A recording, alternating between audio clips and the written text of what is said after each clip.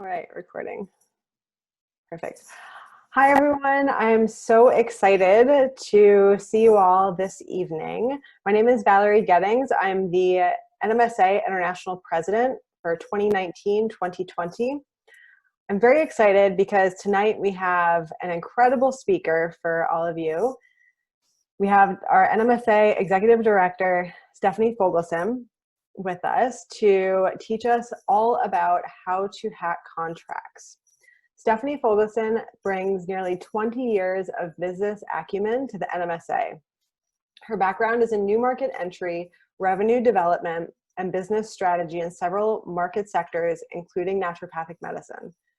A personal health setback took her away from a career in aviation and introduced her to naturopathic medicine.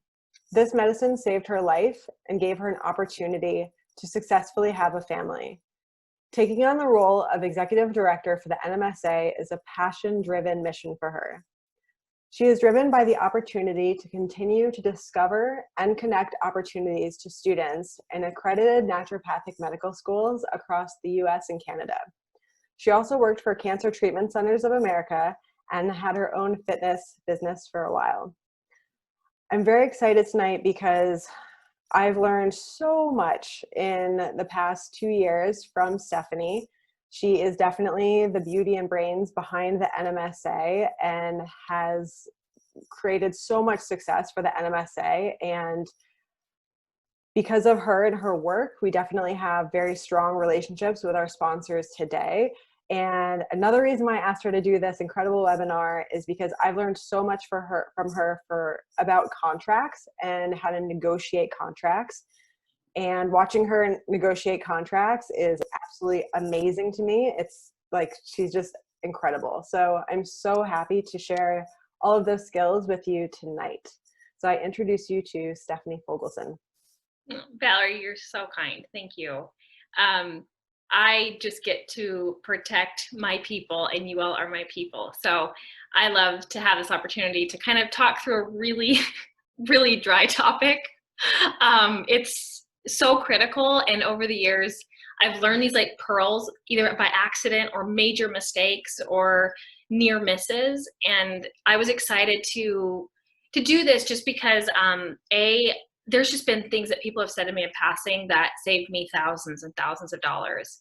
So I wish I would have taken a little bit more time when I was at the starting blocks, like most of you will be, to just understand this. And my goal tonight isn't to have you watch this webinar and walk away thinking, oh my gosh, that PowerPoint was everything that I'm going to keep forever because it was filled with so much content. That's not the point. The point of tonight is to build your confidence to approach contract and contract negotiations different. This should be a boost of confidence. You shouldn't leave this by thinking you just met with a contract attorney that taught you every single trick and tip in contract negotiations, because that's not the point. I am not an attorney. This is not legal advice. This is just me sharing my experiences and my story with you to hopefully make you a little bit more confident as you go into the next phase. If you're graduating, whether that be you're going to negotiate for a specific brick and mortar, if you're going to negotiate taking over a practice, if you're going to negotiate partnering on a practice, whatever the future holds for you, it's highly likely that there's going to be a contract involved. So I hope that this just sets you down a path of a mindset in going into a contract. And we're going to use a little bit of examples that Valerie was able to provide to me. Thank you for that. That kind of speaks directly to the naturopathic world, the contract that you might see, or a portion of one anyways, and we'll dive into that. So with that, we'll get started. I know for the group of us that's watching now, I'm standing between you and a long holiday, and I take that very seriously. So we're gonna go through this. Please ask questions. If you do end up watching this as a recording, please take advantage of all the other webinars we just recorded in this series. It's a business series. It's to accommodate and complement all the things we typically do, but we wanted to mostly leverage the time that we have with COVID to say, we know you're getting a lot of clinical content at you with school and seeing your patients virtually, but this hopefully is something that maybe if you can't take it in right now, you keep them, you watch them, you do whatever you do, take your notes and revisit it later. But everyone that produced one of these is available to you. Now, when you graduate, if the person's face was on your screen in this series, they want to help you. So reach out and leverage these people. We are here for you and not just to hand your recording and walk away. These are people very devoted to the student population. Okay, I'm going. So a little bit about me, if I can drive here, because it's gonna make me do that. I have 2 boys that now tower over me. This is Brody and Tucker, and they are the loves of my life. This is why I'm involved in naturopathic medicine, was to birth these 2 beautiful children. And my story is long and sad, and I will cry, so I'm not going to share it. But naturopathic medicine gave me the opportunity to be a mom to these fine, fine, fine young men. My life is a little bit scattered. So I work as the executive director for the NMSA, and we are housed in Portland, Oregon. Am I supposed to do something with that, Valerie? Okay. We're housed in Portland, Oregon, and we oversee all the naturopathic schools, probably the one that you are at. And what my role is as the naturopathic executive director for the NMSA is to support the student-led board. So every year we get this brilliant group of students that come together to lead this organization. And I just kind of help either supply historical content, push the decision maybe this way or this way, but let the magic happen in this board, and everyone takes their roles. And we grow exponentially every year because of the talent that comes to this board. Then my other world, I also am the vice president for it's a construction company, but when people say development in real estate, that just means you either build it or you build it, pay for it, sell it, lease it, everything as it relates to healthcare in a building. So just think of it that way. And then I sit on the board of directors, a couple of them, but this one I felt I'm pretty passionate about. It's an economic development group for the western part of Phoenix that helps, and I specifically sit on the healthcare committee. So I help to attract, retain healthcare users, whether that be the community needs assessment or gaps that we research, and just different things to elevate the healthcare offerings in and around Phoenix. And then my last one is new to me. I'm an honorary commander. So what that means at Luke Air Force Base, every 2 years you go through a program and you get to come on base and bring your business life to the Air Force Base and the Air Force Base to the business life. It's a bridge building between the 2 communities. So that's who I am. And what are we going to do tonight? Okay. So in your process of going into business, you're going to kind of go through these first steps. You're going to dream what you want to do. That's why you're in school right now. You have a dream that you're fulfilling, whatever that looks like, whether that's entrepreneurial, whether that's going to work for a health system, whatever it is you do with it, that's your dream and you are on this path. So that's not what we're going to talk about. But the middle steps, the plan, the shop, and the purchase is kind of what we're going to address today. But I want you guys today, as a student, to start thinking this way. When you dream, your next step is going to be year 4, hopefully year 3, year 4 reality. What am I going to do? Where am I going to go? Where am I going to practice? Am I going to do a residency? Okay, this is what I'm going to do. This is what I'm pretty sure about this. Okay, now you got to shop. Do I want to talk to these doctors? Do I want to look at this real estate? You kind of got to go shopping a little bit. You have to understand what options are available, and then you're going to buy. But when you buy, that's not the end of your journey. You are business professionals starting today. Whenever you start a business, the point of it is to sell it. So go into that with that mindset. You can sell it in 50 years. You can sell it in 4 years. But your goal is to build to sell. Otherwise, you should be an employee for a system. You should want to sell your business. That's the reason you're taking this risk. So kind of start thinking that way today, not in 5 years, 10 years, 20 years. Start to think that way today. So a part of the planned shop purchase, we're going to read the contract. This is the most important bullet. We're going to understand the contract. We're going to negotiate it. We're going to reverse engineer it. So we're going to put ourselves at the other side of the table and say, okay, if I go at it with this, what am I going to hear back? So that we can start to prepare those answers. And then we're going to pause and ensure that the contract fits your plan. Sometimes we get so lost in the contract win, we stop and go, wait a minute, does this even align with my plan? So make sure you know it, you got your story, you're ready to go, you're ready to go to battle, you're ready to win this contract, but take that second to pause and say, does it still fit with my plan? Have I departed my plan? Have I just lost my mind? And now I'm buying the house in the wrong neighborhood. Just take that minute to pause. Cool? This is very hard to present. I'm glad for your head bobbing, Valerie. It makes me feel like I'm with people. I miss people. I'm gonna move my little screen here. Okay, so your success, guys. I'm gonna move Valerie's face. Oh, that worked. Where'd that go? Okay, I'm not gonna fight with that. So we just talked about your dream. So this is where I want you guys to literally take out pen and paper now or later, but the step of dream is, what am I good at? And my income will be. So I'm good at sports medicine, and my income is going to be from that type of client, that avatar, that human, that person, that mindset, because we have to start imagining where we're going to get that money from. I'm great with pediatrics. We're not going to go into a geriatric community if we're good at pediatrics. So start to think about where your money is going to actually come from, so you start to go down the right path. From there, we're going to talk about the plan. So we're going to complete your business plan. That word sometimes, you guys, is where everybody gets lost. The business plan, you grab something that school gave you, or you go online and try to find a template. You can go to Excel and you can type in business plan. It'll pop out this 50-page thing, and you just don't even start it because it's so overwhelming. Your business plan can be the back of a napkin. Just have a plan. Just write it down, do the math, look at it.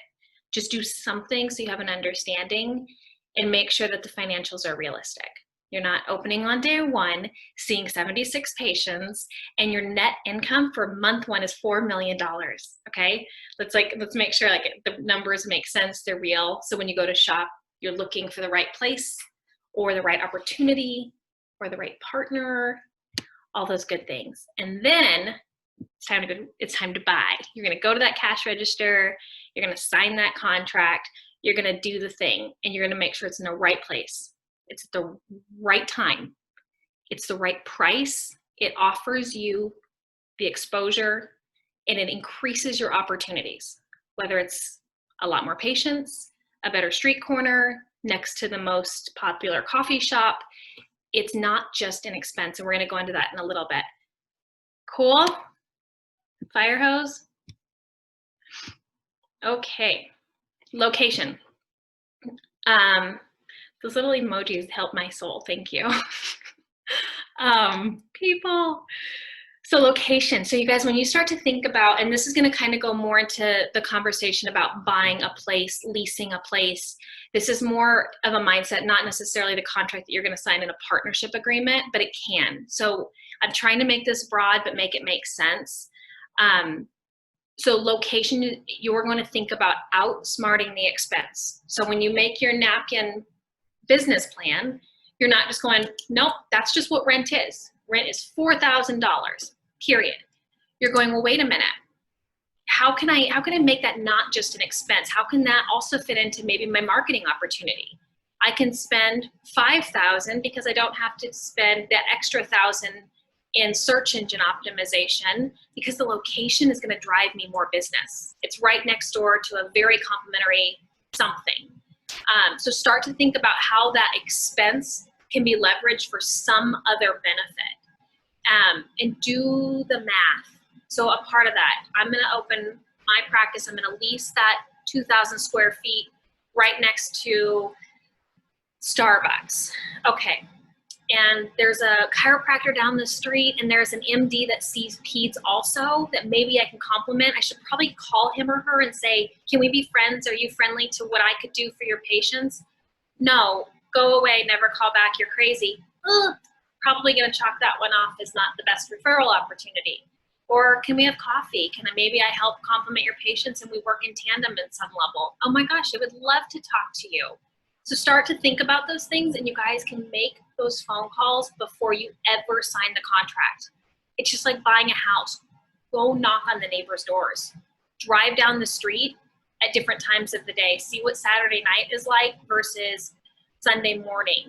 Go feel it out. Go talk to the neighbors. Go knock on the doors. See if that's a value add for you, and you can add it to your napkin. How many patients can you expect? And does that monetize? So by selecting this location, we kind of talked about that, but does it monetize? Is that person that I'm talking to about pediatrics, what is the average income of their patients? You guys can ask that. I'm going to go into that a little bit more later. But if you're going to run a cash-based business, you need to know the economies that you're going into. So if you're going into an area that it's everything to put dinner on the table for that community, you probably are going to have a hard time in a cash-based practice. Maybe, maybe not. I hope not, but you just have to be realistic about what the opportunities are and where you're looking. So payer mix. I'm not sure how much you guys start to think about that while you're in school, but it's something I want you to think about. And what I mean by that is I'll reference my Cancer Treatment Centers of America days. One of the most important thing in healthcare isn't the size of somebody's wallet. It's not always, I should say. This is a two-part conversation.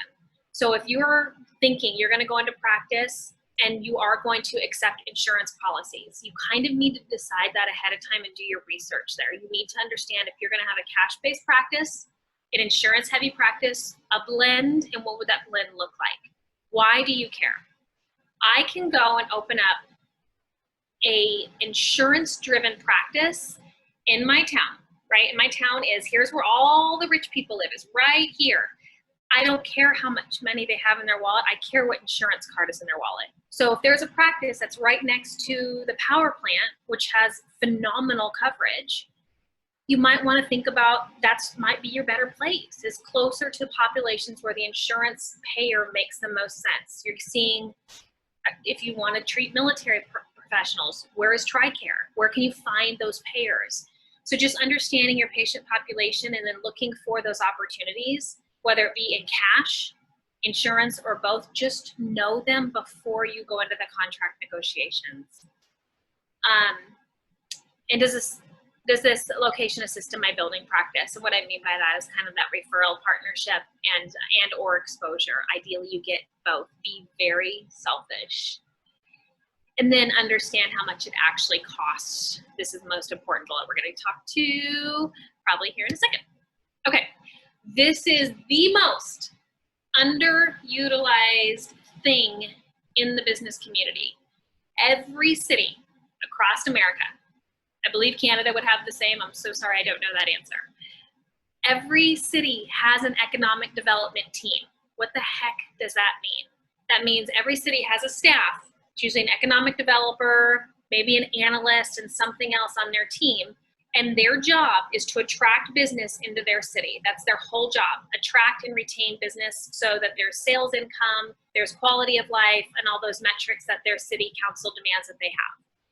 They have everything you could need and more. Literally everything. They know the average income of their city. They typically today know the payer mix for their city.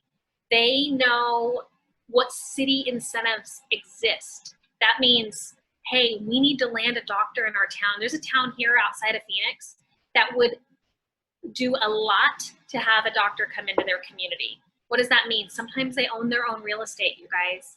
Sometimes there's dollars that the city gives you back. So when you go to build out your space, one of my projects has a massive economic development dollar attached to it, to the tune of 6 zeros that they get paid back from the city because they selected that city to build their building in.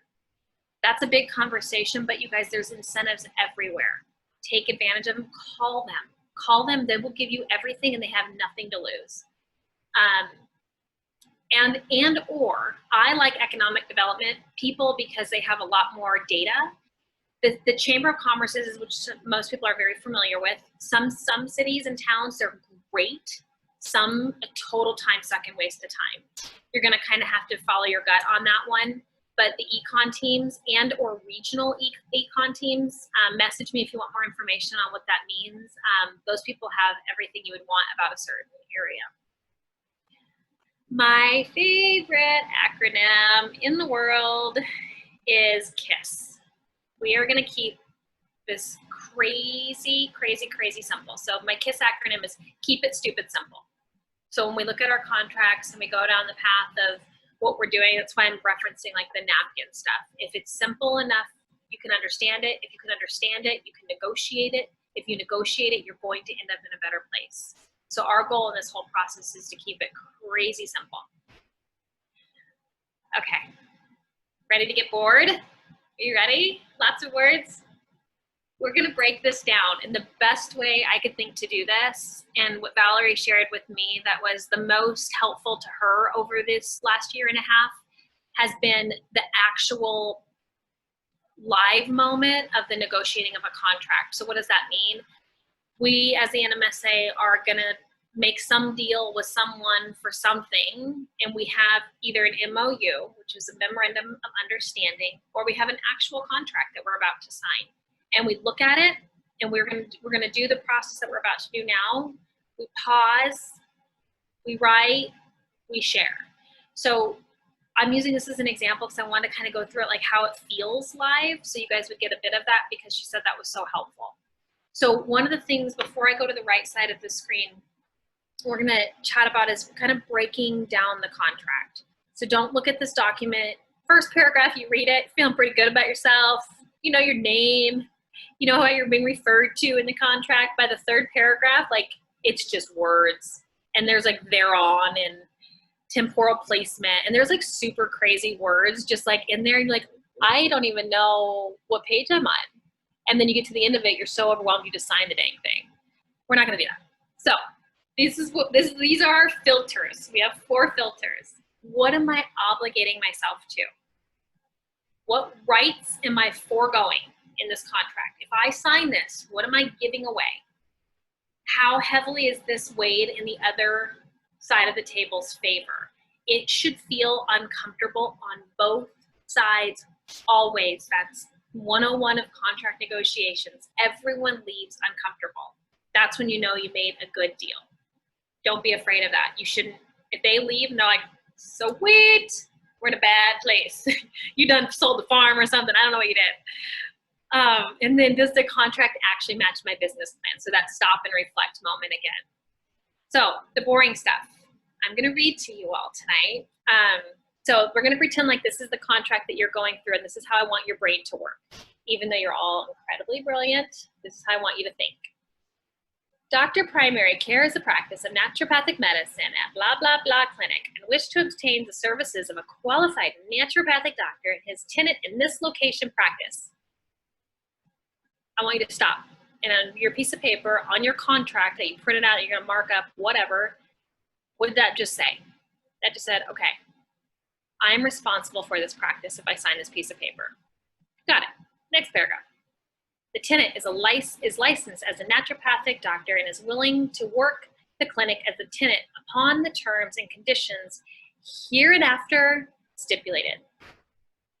Okay? I have a valid license and I'm responsible for the contract. Got it.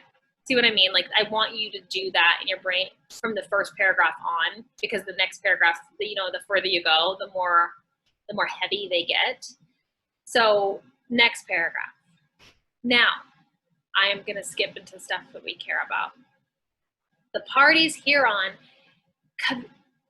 covenant and agree as follow. I must promise to do all the things that this says. Tenant. The tenant will work in association with the practice of the clinic and will be an independent contractor to the clinic. Okay, wait, what?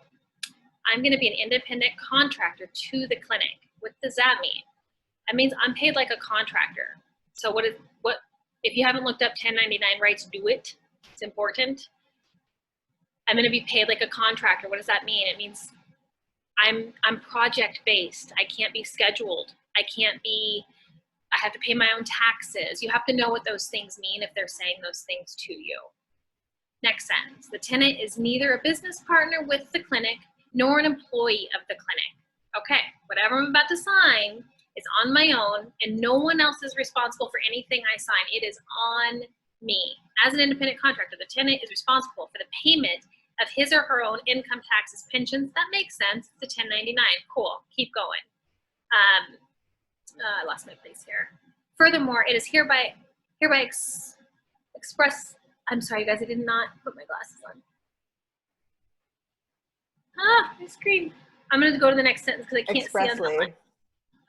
Acknowledge to the tenant that nothing hereon contained shall be interpreted or construed as a form of an employment relationship, partnership, or joint venture, or so as the entitle the tenant to any proprietary or other interest whatsoever in the practice of the clinic. Yay! What? They are not responsible for anything that I do. There's no coverage they're offering. And it's mano y mano, like each man for themselves in this contract. So it's kind of just the step-by-step, and I'm so sorry, Valerie. I promised to wear my contacts, so I got to this problem one other time. But what rights you're foregoing in the contract and understanding that as you go through it. So here are my pictures here. Is that making just a little tiny bit of sense? Can I ask a question? Please. Okay, so going back to that example, are we going to like go through that example further or? Sure. Okay. Yeah. So Go back. yeah. So for that example, the last part, so would that be a red flag that they're not responsible for anything I do and no coverage they have will work for me? Not necessarily, no. But what you just have to think about is, like, if you're writing your notes, is question to ask my insurance provider, right? Okay. Like, just things that you should know as you go along, just because you now know, okay, this is on me. I can't expect that whatever malpractice they have or whatever, maybe it's a tenant exposure insurance, it's not going to cover me. I'm signing away every bit of rights to everything and saying, I'm on my own. What am I actually paying for? And this one, it sounds like we're paying for a space in a clinic. So you get the air, maybe the desk. Like, what do you get? You're not getting, you know what I mean? Just knowing what you don't get and what you do get, so you're covered. So that would just be a way to ask more questions. Yeah. Okay. Yeah. Clear as mud, right? Yes, thanks.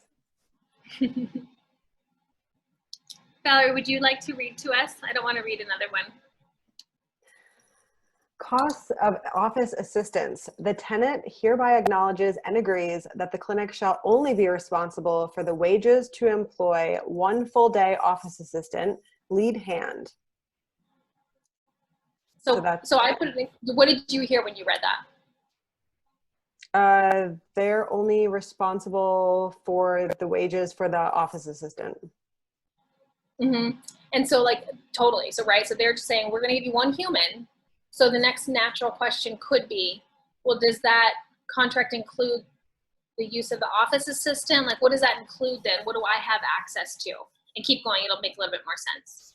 And in the future of a possible one part-day office assistant to attend to the affairs of the clinic for set hours of initially no more than 30 to 35 hours per week set by the clinic. So you see that language in there? Like, things that should trigger your mind a little bit is some of the words that they use. So I heard possible.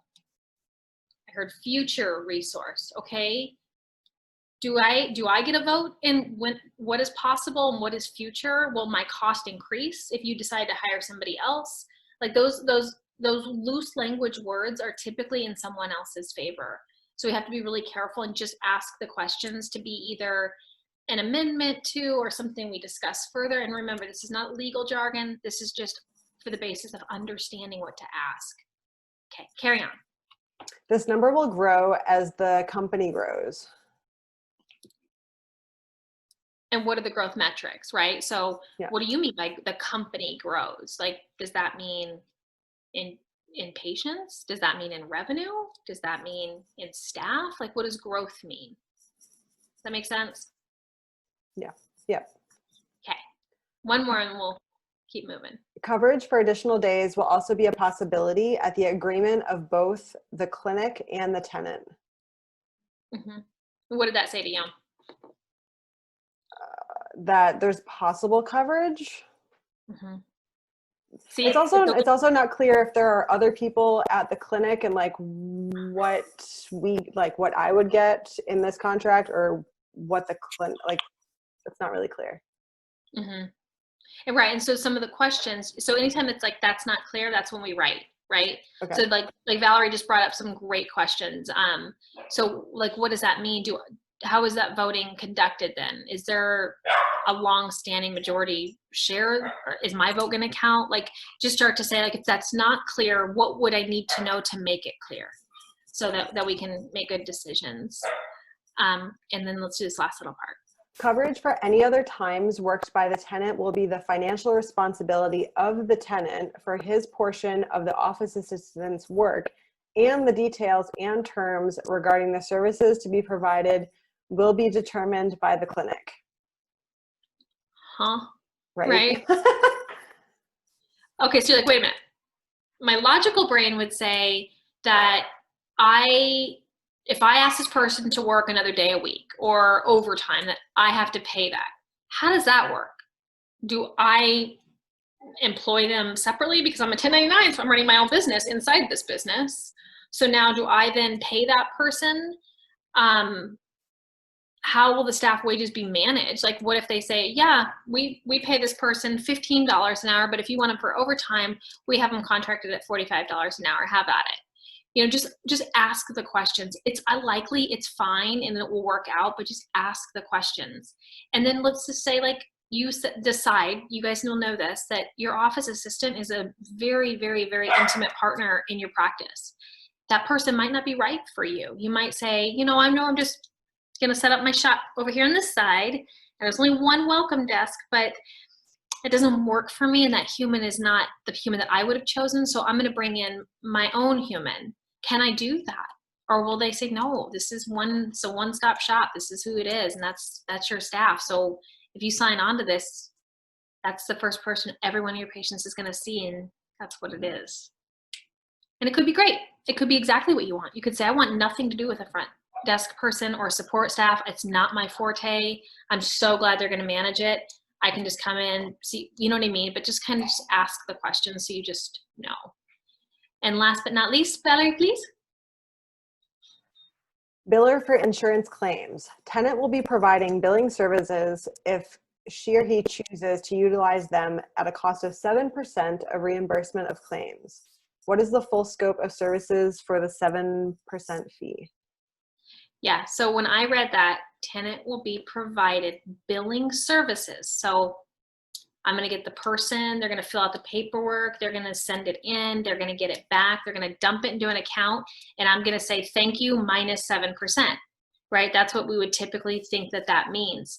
But is that the truth? Is that exactly what they mean? Or is that, no, we fill it out and send it, and it might require 17 steps of follow-up.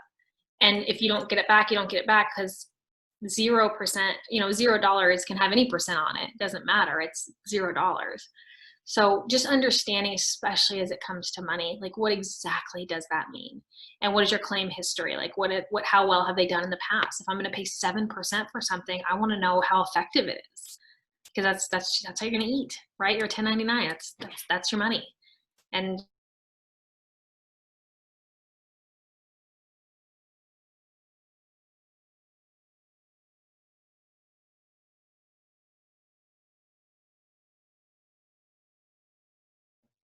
I think Stephanie froze. Yeah, it cut out for me. Okay.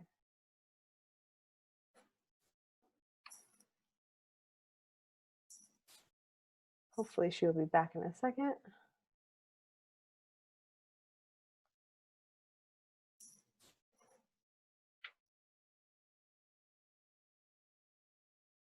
I'm sure there are tons of people on Zoom right now. It is that time. And we lost Stephanie.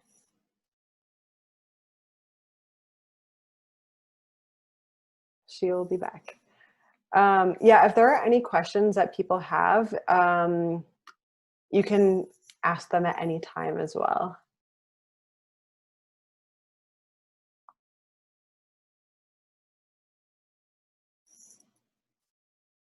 There we go. Hello. hi. I love it when technology works. Yes. Okay.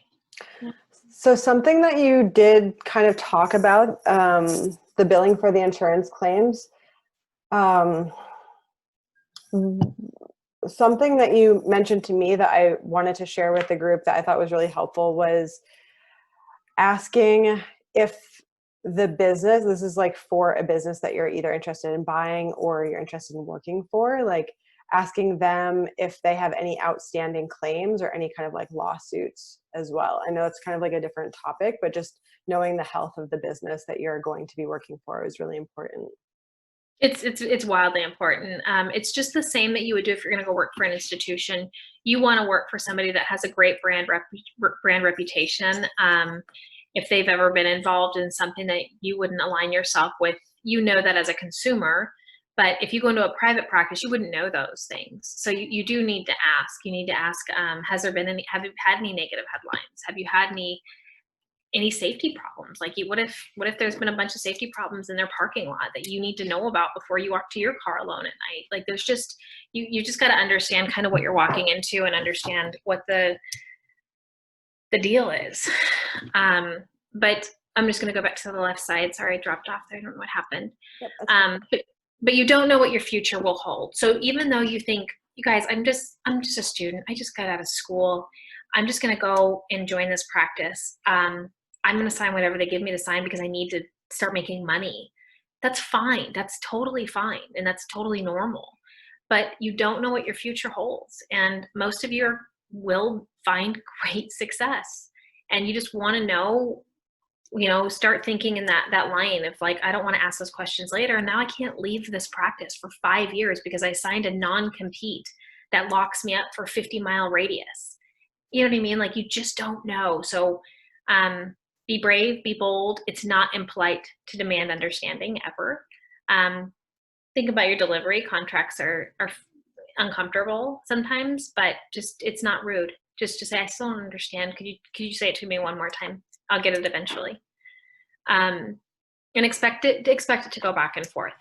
It's never going to be one of those, you say this, I say this, and they say yes. It just doesn't, it can work that way. I'm not saying it never does. Just don't expect it, and don't think because you traded paperwork a couple of times that you're doing something wrong or that they're going to be mad at you. Just do it. And never let the negotiation die on your side. What that means is they say to you, blah, blah, blah. And you're like, I don't like it. I'm walking away. Don't let it die on your side. Always counter back and say, that. Make them walk away always, unless you just determine that this is just not where you want to be or who you want to be with. That's a different story. But if it's still something you want, make them walk away. That's probably the best tip I can give you all night. And I'm going to go back really quick because I didn't want to miss this point. When you sign a contract, you are signing the totality of everything. And this is one of the mistakes I almost made as a young professional. So I was going to lease a space to open one of my gyms, and I thought, it's perfect. I don't really want to sign it for 5 years. I knew this is only a 2-year spot to grow to X, Y, or Z, but I'm going to sign it and I'll figure that part out later. Had I done that, if Stepanie signs for $2,000 a month for 5 years, do that math. That's what the contract obligation I just made to myself. Pretend like in year 1, I find somebody else and they're going to take over my lease. And I'm like, hey, you guys, you can resell it to this person. I'm going to go. They can hold me to my full contract, even if they resell the thing. So it doesn't matter. If whatever you sign for that day, you are obligated to the entire thing. So if it's 10 years, the typical terms are 5, 7, 10. So understand that that's the number you're signing to. You're not signing to $2,000 a month. You're signing to the entire contract value. There's other options. This is not a real estate course, but just that's what you're signing that day. Super fun, right? So let's see if I can make that smaller. Okay, so our next step. So just like if there's a process and a thought process, you want to take all your KISS notes. So those are those like little thing that we wrote on the side, right? That we stopped, we paused, and we wrote down. Those are your KISS notes. You're going to take all your KISS notes next to the super crazy confusing contract, and you're going to take those notes and you're going to put them into beautiful sentences. You're not going to use overdone, over the moon. You're not going to confuse yourself in the process, but you're going to make your words make sense rather than saying, duh, I'm a contractor. Maybe leave that one out. But you just make a bullet list of the questions that you have, lay it out beautifully, and then you will see the clarity. You'll keep it simple. You'll write it down. You'll make those ideas, questions into full sentences, and then you're going to understand what it is you truly want before you go back to that negotiating table. Like, out of this deal, now these are the things I want, and then we've got ourselves a great deal. So when you get ready to negotiate, you're going to think back when you're looking at these KISS notes. You're going to go, okay, I know I know what they want. I understand where they're coming from, but what are they going to say to me when I ask bullet point 1, 2, and 3? What is going to be their pushback from their position? Write it down and look at it so you're ready for it. So write down what you think their combating position will be, and then have your follow-up to that. Even if it never comes up and you throw that piece of paper away, that's fine. At least you were ready. You're ready to kind of have the conversation so you don't get in that moment, your throat closes, you don't know what to say. You're like, no, I'm prepared. I know what I'm going to say to this one. And they're getting a tenant or a business partner or selling their practice. They're offsetting their cost by you coming on board in any of those capacities, whether it means that their real estate portfolio is stronger, or they are now sharing cost of their staff because you've partnered with them, or they're going to go in a hot air balloon across the world because they've retired and you just made all their dreams come true, and someone will make yours come true in the future. But regardless, make sure that you stop and pause and say, you know what, they're getting something out of this. What leverage do I have that you can use to your benefit? And always be okay to walk away if you don't let it die on your side, and you know something's not right. It's okay to walk away. There's the right thing always comes. It always comes. I promise you that. But be bold, be brave, do all the things, ask all the questions before you get to that space. Questions, or should I keep going? Okay, so now you're at that purchase spot, right? And these are those filters I know we've talked about a little bit, but I just want to hammer them home. So location, this is the right spot. This is the partnership and or building. This is the right spot because I gain more revenue opportunity because of this location. I need this as an essential piece of the puzzle to make my practice successful. The price matches my plan. I'm not extending myself further than responsible. It is the right price. And I negotiated. I didn't pay the sticker price. I negotiated either more opportunity or less term on the loan or whatever it is. You didn't just walk in, just don't be that guy, just like walk in and, okay, take my money, I'm out of here. And you get the appropriate exposure because you've talked to the econ teams and you know what the exposure opportunities are for that area. And then this opportunity box, this is, again, you're going to go back to your napkin. You're going to say the financial opportunity, call that money you make, the associated costs. I understand what my expenses are. If you understand those and they make sense, you'll have a successful practice. The numbers, they just don't lie. And you'll be ready to sign. You'll sign with confidence because you know you've kind of given it your all. So I'm going to open up my screen so I can see if anybody has questions. I know that was kind of quick and a little bit all over the place, but I'm going to kind of like stop and pause for a second and say, like, does that make sense for just negotiating a contract before I go into kind of just real estate pearls that I want you all to have? That makes sense? Okay. Makes sense. Okay. Last but not least, I didn't want to not say this part just because I have this experience that I want to share with you. It's not necessarily in the conversation of contracts, but it's all things real estate, which most of you, we do student surveys and it shows us that, 70, sometimes up to 90% of our students are going into private practice. So this is something that will be real to you. If you take a snapshot of anything from this, do it of this one because I think it's helpful. So when you're looking at a lease of a real estate property, meaning you're obviously not going to buy it, you're going to rent this space in a strip mall or this building on the corner. There's two types of leases that you're going to be presented with. One is called a triple net and the other one is called a gross lease. So a triple net means that you pay your landlord the amount that they tell you and your utilities. So when you go to do your math on paper, you're saying, okay, I have rent plus electric plus landscaping plus. That's your real number. The other lease will be a gross lease. That just means I pay one bill. I pay the tenant this amount and my building's done. So just know the difference because the financial implications for you can be very different. And most real estate has like a property management type thing in it that can be extremely pricey that you would have never seen coming. if you sign a triple net, and then you have those, they're called CCNRs that you have to just understand. If you sign, you pay 100%. That's kind of what I was already talking about. So no matter what the term is, it's your rate at term. That's what you're signing for when you sign that lease. It's the entire amount. Your parking spots are negotiable. You're paying for them. So your city, when you go to ask your econ teams, every city has different laws where they'll say something like, oh, we're 5-1 or we're 3-1. And what that means is you have 3 parking spots for every 1,000 square feet that you tenant. So you can, your landlord will know this. They will say you have this many parking spots. If you want to double check it, your econ teams could tell you if that was accurate, but they're negotiable. So a great friend of mine has a yoga studio in Phoenix. They slapped a Dutch Brothers right down in front of it. And we've all seen what happens when you put a Dutch Brothers in a parking lot. It now becomes Dutch Brothers Snake, right? So she had certain parking spots that were hers and they were being infringed upon, so she could negotiate to get out of her lease because she could no longer access on a regular basis her parking spots. So go into it knowing, you know, what you have and what you're paying for.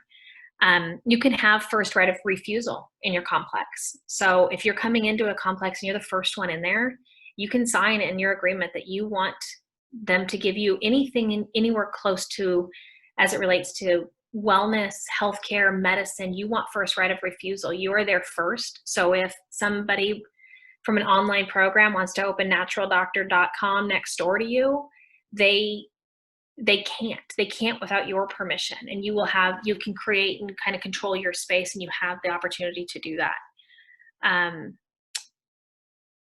If you are first to take the space, use it to your advantage. You're becoming an anchor, and from their revenue portfolio and their pro forma, you become very, very, very, very, very valuable.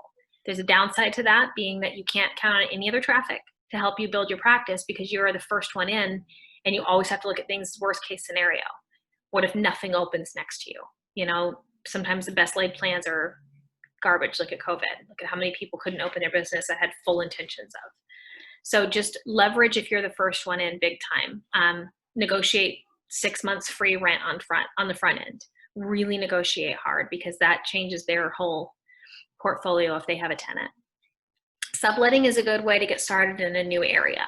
So it's kind of a little bit looks like that what that other contract might have been speaking to, is subletting means somebody else signed the lease and you're going to go in and you're going to rent space from the person that's renting space. So I want to just have 500 square feet of your building. So, hey, Valerie, you've got this practice with 5,000 square feet. I just need 500 square feet. Can I rent it from you? Valerie's not going to be the landlord that the guy that owns the building is, right? Like, this is a safer relationship for me. There's more risk because she could go crazy, but I could say, I'm out, see you in court. You know, that's never the ideal place you want to go, but at least you have a less hard contract to sign if you're going into a new area or just starting. Construction cost versus tenant allowance. So when you go to sign your lease, they're going to say you have $20 a foot for TIs. What that means is they're saying, okay, in your lease, I know you're going to have to put up walls and a bathroom and maybe a sink in your exam room or whatever you're going to need. So you're going to have $20 per square foot to an allowance to go help with that money to build it out. So many people sign that and think, okay, perfect. I'll deal with that later. This is my practice, my building. And then you go and call the companies to do the thing. You call the construction company and they're like, okay, well, to build out your space, it's $90 a square foot. And healthcare spaces are the most expensive spaces to build out of any product. To give you guys an example, if you're going to build out a retail center, $60 a square foot. If you're maybe an office building, to build out exam rooms, just walls, like, you know what exam rooms look like, 125, 200 a foot. Like, it's just what it is. So just understand what those costs are. Call a local contractor to come with you, because understand that that's going to be, you can't open your practice without walls. You have to do these things. You are negotiating 3 things when you negotiate for real estate. Term, how long is it? Rate, how much is it? TIs, how much are you giving me to build it out? All 3 of those things are always negotiable, always. So wherever your pain point is, negotiate to speak to one of those. Be very, very, very cautious of your broker. There's amazing brokers out there, amazing, that help you get your property, but they need the deal to be done to be paid. So they're going to say, oh no, the girl next door, she only paid $50 a square foot. They're giving you 40 as an allowance. You're going to be fine. It's like, thank you. Do your own research. Please do your own research. Make your own phone calls. Make sure that what you get yourself into can be done and will be done properly. Call the construction company before signing. I gave you some costs just so you have them.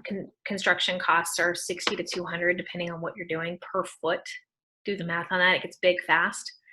And then your architecture cost to get everything drawn, ready for somebody else to build is anywhere from 2 to 6% of your total cost. And always tell people that you're shopping them. They will give you very different numbers if they know that. So that was a lot. And that kind of concludes me.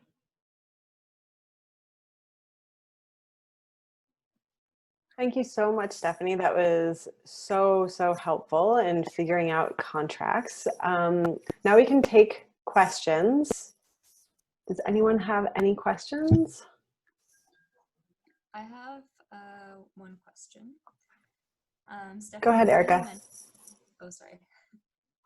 Stephanie, I know you mentioned that if you're the first in, you could have the right of refusal in the retail complex.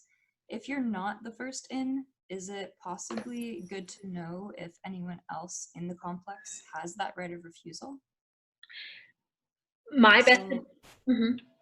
I was going to say, for example, I was approached by a clinic who has some psychotherapists and MDs working there. So I'm wondering if one of them has that right of refusal, could they potentially say yes to like another ND coming on, or a chiropractor coming on, or someone who might be in competition with the same patients that I'm looking for? Yeah, great question. Use first right of refusal to your benefit always. So if they haven't told you that if they're using it to block you, you will know it. They will say, I'm sorry, we have to ask that business because they have first right of refusal. But to your point, you don't have to be the first one in. You could be the last one in, and you could still say, hey, I want to have first right of refusal because there's nothing else like you in there. You can negotiate that always. So when whatever tenant moves out, moves back in, let's say what was one day a yoga studio now wants to be some kind of practitioner. But when you got in there, it was full. You can always negotiate. So use it to your benefit. But if somebody hasn't told you that you can't be there, or they have to run it by someone else first, don't plant the seed, because that can work against you. You know what I mean? Like they can go, oh, well, we don't want them in here. And they can start fighting with their landlord. And now you started a fight that didn't work to your benefit. Right. Okay. That helps. Yeah. That makes sense. Good question though. Thank you. Anyone else have any other questions?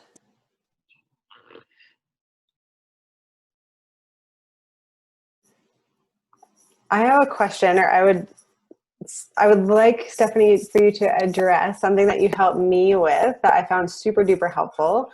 Was like, if you could think of maybe like the top 3 or 4 questions, if you're interested in going to a practice, like the top 3 or 4 things that you should know before going to a practice, what would those be? How they get paid. So going back to that whole conversation, is this only works if you can keep the lights on. So how do they get paid? What percentage of their practice is cash versus insurance? That would be a very, very, very critical question in my mind. What types of patients they have. So if, for instance, like there were some naturopathic doctors, you guys, that set up their shop right by the Cancer Treatment Centers of America. The Cancer Treatment Centers of America employed naturopathic doctors. But those doctors that had the vision to say, no, I'm going to be right next to the hospital because that hospital is indie friendly. It worked. Those were the most successful doctors we had, sometimes in Phoenix. Like they were and they were oncology doctors. So sometimes there's only certain scopes that certain doctors can do in certain places, and moths to a flame, their patient population is already coming that way. So to earn those referrals was huge. It was huge. So understanding how they get paid, and what types of patients there are. Okay, great. I love you. Your practice is the cutest thing I've ever seen. I love Portland. This is going to be wonderful. How many peds do you guys see? Or how many, I know from my CTCA days, from a marketing perspective, you target females around the age of 36 because that female makes decisions for three generations. Her kids, her parents, and her grandparents at that age bracket. So that's a very influential person that you want to get to help to build your practice and to be an endorser of you. So you just have to kind of know, like, okay, well, are there families around here? Do you only see young men? Like what do you see? So you just know that it's going to align well. So how do you get paid? What patients do you see? Oh, Valerie, what else did I ask you to ask? If there've been any legal issues or negative headlines. Negative headlines, legal issues, and or any outstanding debt. Sometimes Yes. you take on a practice or a business and they forget to mention that they haven't paid a vendor in 7 months and that bill is due and now you own the business.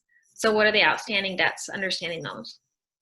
And also another one was if the person is maybe close to retiring that you're about to work for, like what is the longevity of the business? Like what is their future plan? Just in case you sign on and then 2 years later they leave and then the whole business closes. Mm-hmm. So. And transition planning. So if you're taking over practice, is okay, that's great. I love that I'm going to transition. How are we going to transition? Are you going to stay on? Are you going to introduce me to patients with you for the first visit? How are we going to do this transition so you don't buy a practice and they were so loyal to that physician that it doesn't matter. You bought nothing. You only bought debt. You bought the remainder of their loan. You bought the remainder of their lease. You bought their debt. And so you just have to understand what you're buying. Am I buying a patient roster? Is anybody on a membership base? Is there any kind of recurring billing that you've set up in any level so that I just know there's something coming in before I walk in the door? All of those are so helpful. You'll do great. It's fine. Perfect. Does anyone have any other questions? Poonam, Erica? Okay. If not, then let's just give Stepanie a very, very warm thank you for coming and speaking to us this evening about how to hack contracts. And the link will be on the NMSA Business Tools page on the NMSA Membership Benefits page. So go there. And thank you, Stepanie, again, so, so much. My pleasure. Thank you, Valerie. I hope this is helpful. Definitely. Very, very helpful. So have a wonderful evening. You too. Thanks. Bye. Bye.